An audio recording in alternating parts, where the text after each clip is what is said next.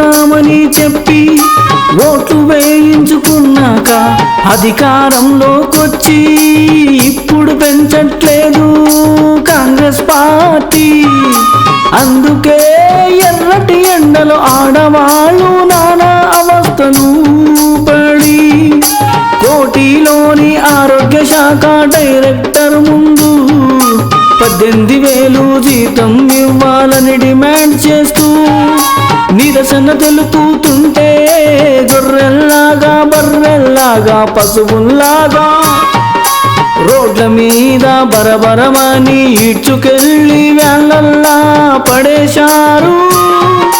పోలీసులు చాలా మంది మహిళలను కొట్టారు, లాకప్లో పెట్టారు, కేసులు పెట్టారు. ఇది న్యాయమా? ఓ కాంగ్రెస్ ప్రభుత్వమా?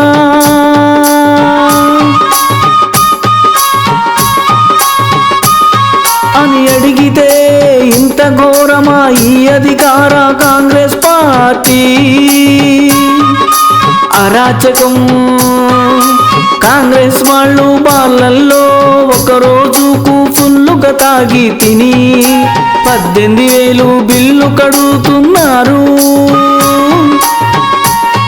మరి ఆశా వర్కర్లు అడిగే జీతం 18,000 కదా. ఆశా వర్కర్లంతా వచ్చే ఎన్నికల్లో పాటాపాటి మచ్చల్లా వెంకటరెడ్డికి ఓటేసి అధికారం ఇస్తే నెలకు 30,000 జీతం ఇస్తాను. కావున మురిగిపోయిన ముక్కిపోయిన గబ్బు పార్టీలైనా దోపిడి పార్టీలైనా కాంగ్రెస్ కు బీఆర్ఎస్ కు బీజేపీకి ఓటు వేయొద్దు.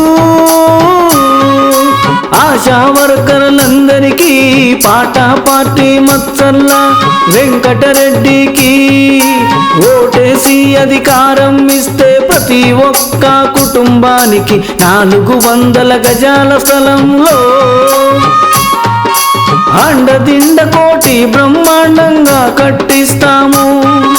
మహిళలందరికీ ఉచిత కారు ఇస్తూ మెడలో ఉచిత 2 తులాల బంగారు చైను ఇస్తూ మహిళలందరికీ నెలకు 30,000 జీతం ఇస్తూ మహిళలందరినీ 25 ఏళ్ల వరకు తప్పక చదివిస్తూ ఆ కన్న తల్లుల రుణం తీర్చుకుంటాను.